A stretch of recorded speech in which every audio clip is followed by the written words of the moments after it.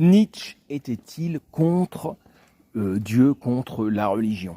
Et si en fait, parce qu'on nous dit souvent que Nietzsche était contre la religion, il avait écrit Dieu est mort, et si en fait c'était tout le contraire? Et si Nietzsche était quelqu'un de très croyant, de très religieux? Je m'explique.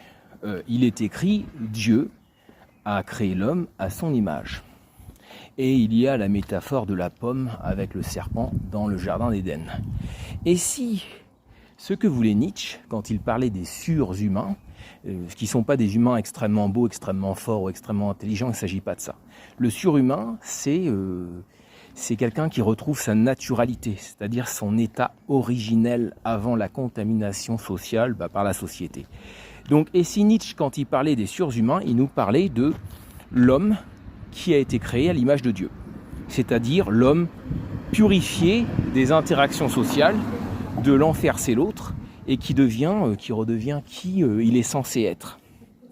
Et si la pomme, le fruit de la connaissance, c'était en fait la fausse connaissance qui était ce qui sort de la bouche de l'autre, c'est-à-dire les connaissances de la société, dont on ne sait pas la vérité, puisqu'on ingurgite tout le temps des connaissances de partout, et on ne sait même pas si elles sont vraies.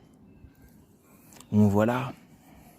Et si en fait Nietzsche, il était très très chrétien, mais le vrai, pas un système qui reprend une connaissance pure et qui la transforme par la suite, c'est le cas de tous les systèmes malheureusement.